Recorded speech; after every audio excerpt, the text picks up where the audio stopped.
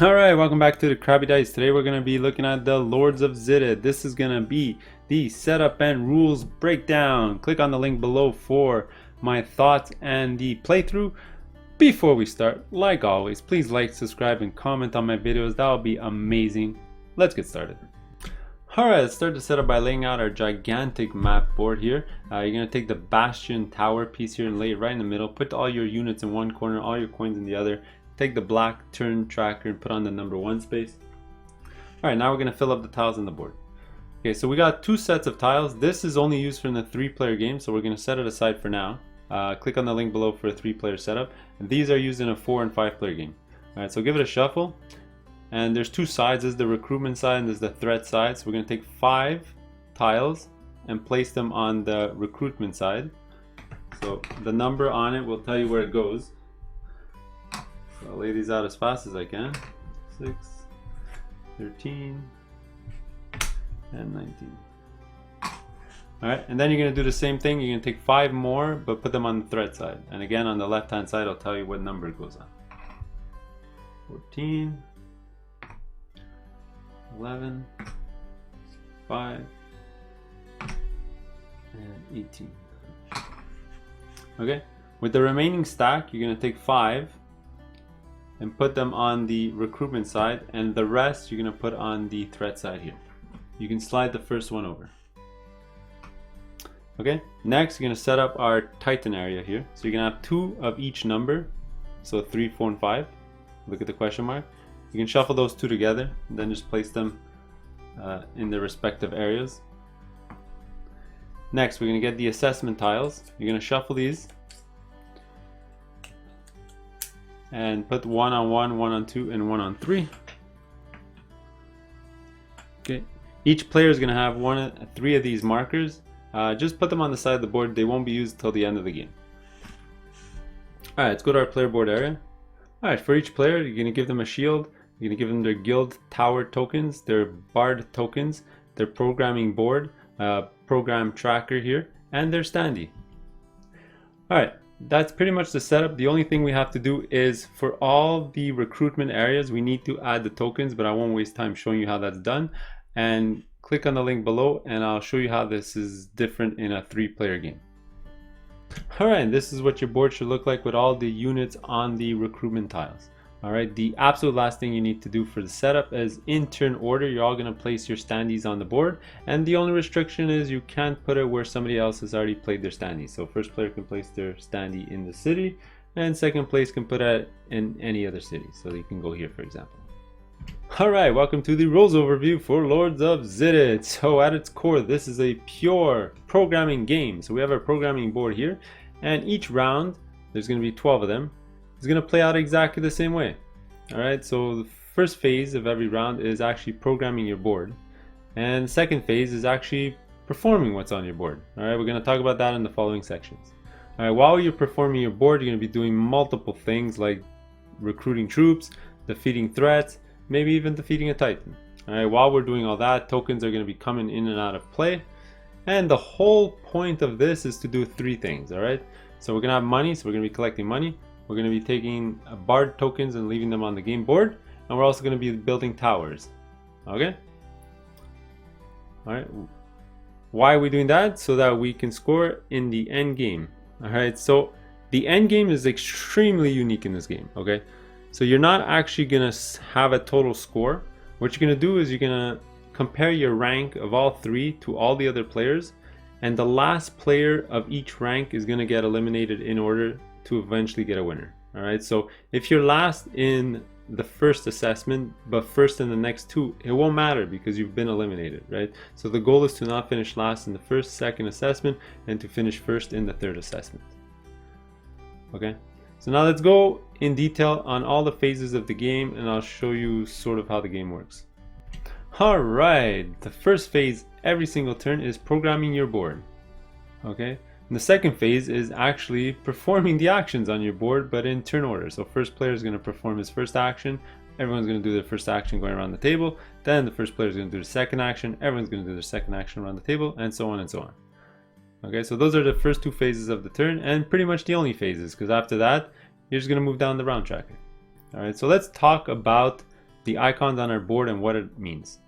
Okay, so the 3 road icons just mean moving your standee on the game board, and you follow the path. So there's 3 colored paths coming in and out of every single city, and you're just gonna move on that path. So for example, if my standee was here and my first action is do the blue path, I'm just gonna move along the blue path. Now the movement is always mandatory in this game. Even if you made a mistake or somebody already took the action you were trying to get to, you still must move. Okay. The 4th icon on your board here is a yellow X. This just means wait, it means actually do nothing. This could come in handy actually if you were trying to recruit and you're sure that maybe 2 or 3 other players were also going to recruit in that city. Maybe you'll wait to get a better unit after you recruit later on. Alright, and the green one is performing the action in that city. So there's 2 types of actions you can do when you're on the board. Alright, there's recruiting, which is when your standee is in one of these gray circular cities here. You can recruit a unit from that city. And there's defeating a threat, which is when your standee is in a city with the white icon here, or white tile. You're going to defeat this threat. Let's talk about recruiting first. When you perform a recruit action, you're going to take the unit with the lowest strength from that city.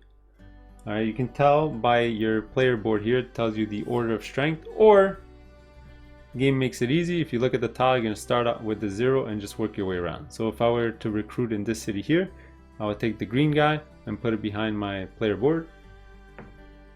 Alright, but then if I would move here and then recruit here, I would take the orange guy and put it behind my shield. Okay, so that's recruiting. The next type of action, which I already explained, was defeating a threat. So let's look at the anatomy of a threat. Alright, so the number on the left here just means the city that it gets assigned to when it gets revealed. The icons on the bottom are what you need to turn in from behind your shield into the general supply to defeat this threat. So in this case, I would need a farmer and an archer. I would take those, put it back in general supply, and I would defeat this threat. Now, it goes without saying that if I try to defeat this guy and I don't have these units available, then I actually just skip my turn. Okay. If you do defeat this threat, you get 2 out of the 3 rewards on the top of his circular tile here. Alright, let's go through each of these icons and what they mean. The yellow means get money, so you're going to take as much money as is indicated here on the top. So here I'm going to take 3 coins from the bank. I can put out Bard tokens, which means put out that many tokens in any of the regions around that city. So for example, if I defeated this guy right over here, I can put 3 of my Bard tokens either in this region, or this region. So let's just say, for example, I would put 3 in this region. Now, if you ever put Bard tokens in the middle region, you actually put them inside the bastion here, and it's always hidden till the end of the game. And the last reward is putting out a Sorcerer's Guild Tower here. Okay, for that one, there's only 1 tower available per city, and you're going to put your token on there. Okay, it's not hidden. The max height is 4, so at most you can add 4 tokens to every city. And you can't have multiple players put their tokens on the same city. So once you build it in that city, nobody else can ever build there, and you can add to it in a later action or later turn. If you defeat the monster there, you'll just keep adding your tokens onto that city. Alright, those are pretty much all the actions you can do on your board. There's some stuff to do with the Titans, but I'll explain to you that after.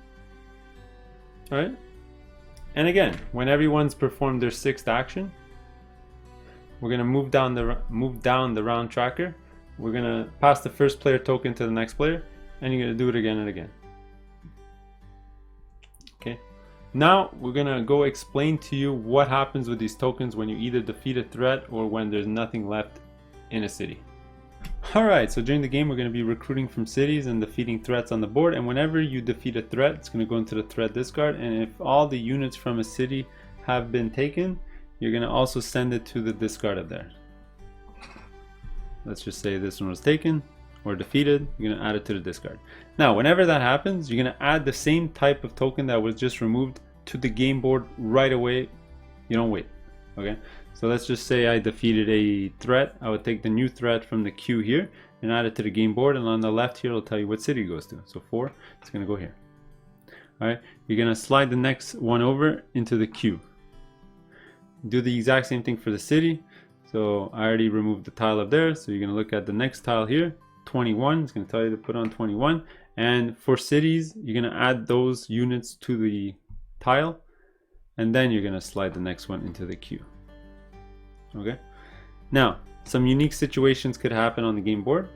So let's say you run out of tokens in the queue and also the pile. You're going to take all the threat from the discard, flip the whole stack around, and that's going to be your new stack, and you're going to slide the first one over into the queue. You can do the exact same thing on the other side. Let's just say both threat piles are finished. You're going to take the city recruitment stack, you're going to flip it over, and that's going to be your new threat stack. You're going to slide the first one over. Okay.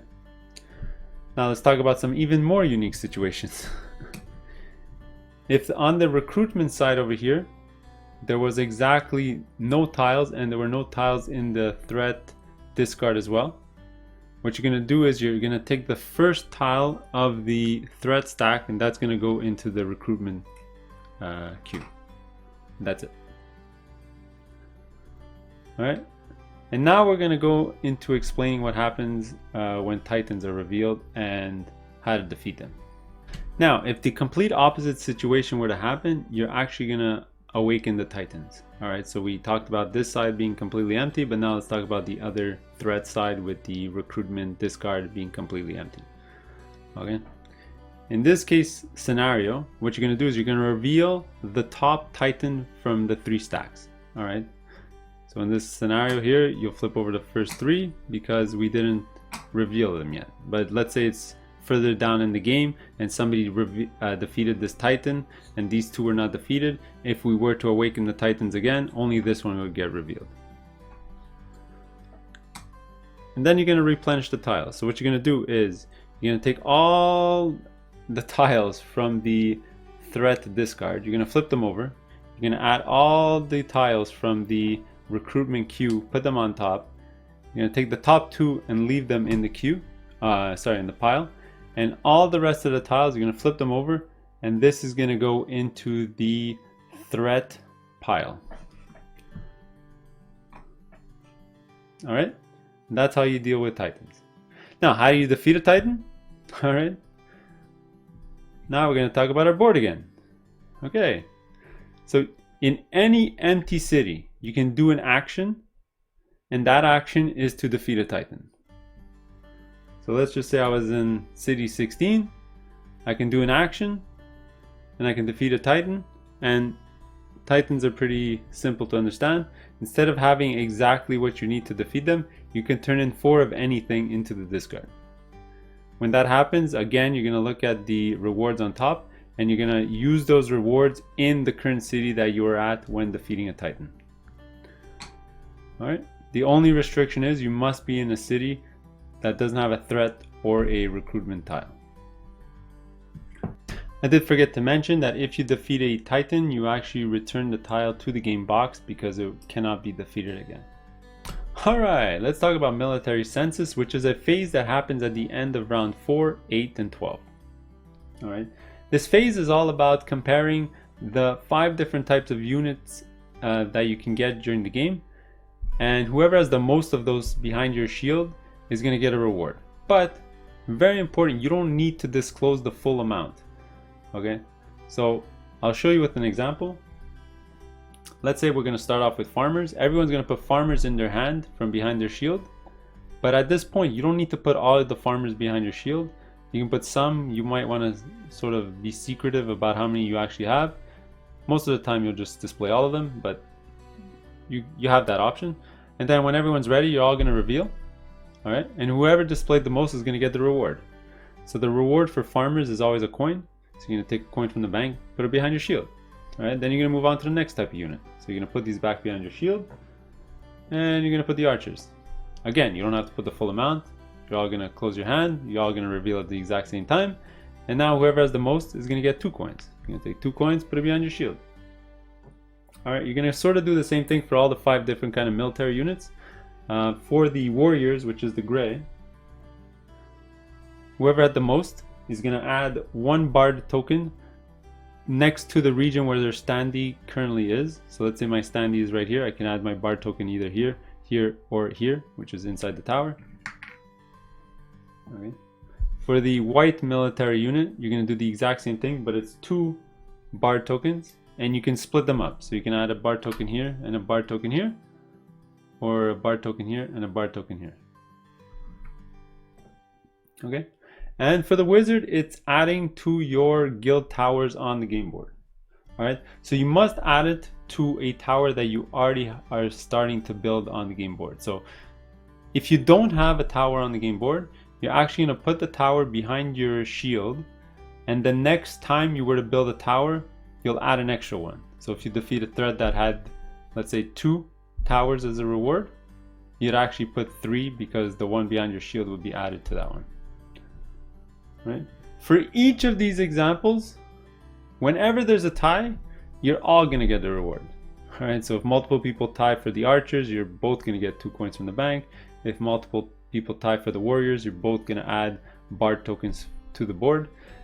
For bard tokens, it's kind of important you're going to play them in turn order, right? Because you might want to see where everyone else is playing their tokens before you add yours. Alright, and that's pretty much everything you need to know about the military census. What I will say is for the last one, there's no point of being secretive. You'll basically just display all the units of all the types to get the bonus. Alright, and finally we get to the end where we're talking about the end game scoring.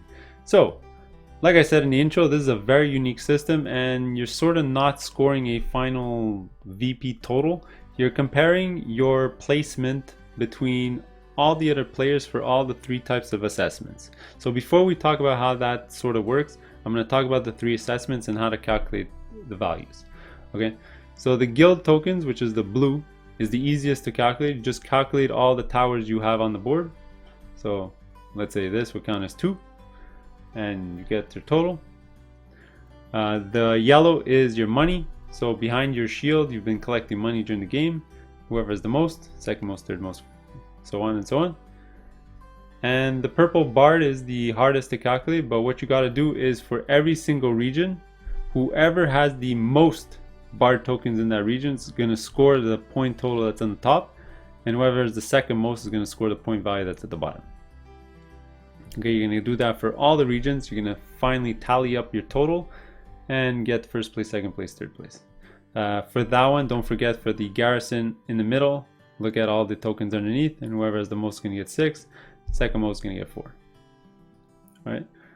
Once you know the rankings, you're actually going to display them on the tracks. So let's just pretend blue had the most, red had the second most, black had the third most, yellow had the fourth most for the towers. Okay. What's going to happen is after the first assessment, whoever's in last place gets eliminated from the game. You're going to flip all their tokens over. Okay. Before I go any further, on any of the ties in this section, the tiebreaker is how many units you have left behind your shield. Alright, so you're going to compare all the units behind your shield to the other players that you tied, and whoever has the most breaks the tie. Okay. Now let's say in the next section, yellow had the most, then it was blue, red, and black. So yellow was already eliminated, so it really doesn't matter that he was first, and then black would get eliminated because they were last. And finally, we're going to check the guild tokens. So let's just say we finished like this. So we already know black was eliminated, yellow was eliminated, and our winner is going to be red. Right? So for the first 2 assessments, you're eliminating the people in last. And then for the third one, whoever's in first after that is going to win the game. Okay? That's in a 4-player game. I'll just mention it. Quick note, for a 5-player game, you're actually going to flip the first assessment over to the 2x player side, and you're going to eliminate 2 people on the first assessment. Alright, so the first assessment becomes really important. Alright, and that's how you score and figure out the winner. Alright, click on the link below to go to a playthrough. In the following section, I'm going to teach you all the changes that happen in a 3-player game. Alright, so in a 3-player game, we're going to be playing with a dummy player, which is fine because it's actually a game that uses it quite well. But the most important change is you're going to use the setup tile that has the crown on it, right? So these ones are going to have 4 units on them instead of the usual 5. Okay, so give it a shuffle. And what you're going to do is, instead of putting out 5 on the game board, you're only going to put out 4. Okay, so let's put them out fast. 4, 18. Alright, and you can do the same thing for the threat. You're only going to put 4 then. 9, 6, 2, 7. Okay, and then you're going to have 5 and 5 left over, so you can put 5 in the recruitment pile, create the queue, and you're going to put the other one here and create the queue. Now, you're going to notice something, that nothing ever appears from 19, 20, and 21. That's because we're going to be blocking off those sections. So you do have these 2 tiles that we're going to put right on top. Okay.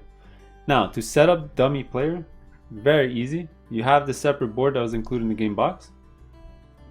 And the way this works is you're going to set the default markers following what's here. So whatever the first assessment is, you're going to put the marker on 6.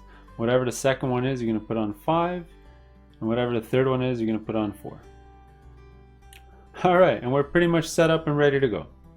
So the rule change is now whenever somebody defeats a threat, which is a white tile, they're going to pick any of these 3 tracks and raise it up by 1.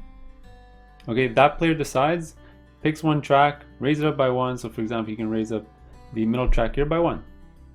Alright, and you strategically pick which track you want to go up by 1 depending on what you're doing as well, so you'll see how that works. Now at the end of the game, let's just say this was raised accordingly. Just randomly placing it up here. Alright, at the end of the game, he's going to be part of the assessment. So he's going to have his own little tokens here. We'll call him the Black Knight. Alright, and he's going to go on the board. So he's going to compare his value of towers, let's just say, to this value here. So let's say 14. And let's just say where he is on the track. Let's say he did finish last. Well, he acts just like a human player, so he eliminates himself. So he's going to be eliminated from all the tracks and he can't win. Alright, but if he's ahead of a human player, guess what? That human player is going to get eliminated from the game. Okay? If you ever tie the dummy player, you win the tie no matter what. So if the dummy player had 14 tower and somebody else had 14 tower, the dummy player would basically eliminate himself. All right, and that's how the dummy works. It actually works as an amazing system. I really like it. And there you go. So click on the link below for the playthrough and my thoughts. If not, we'll see you in the next one. Later.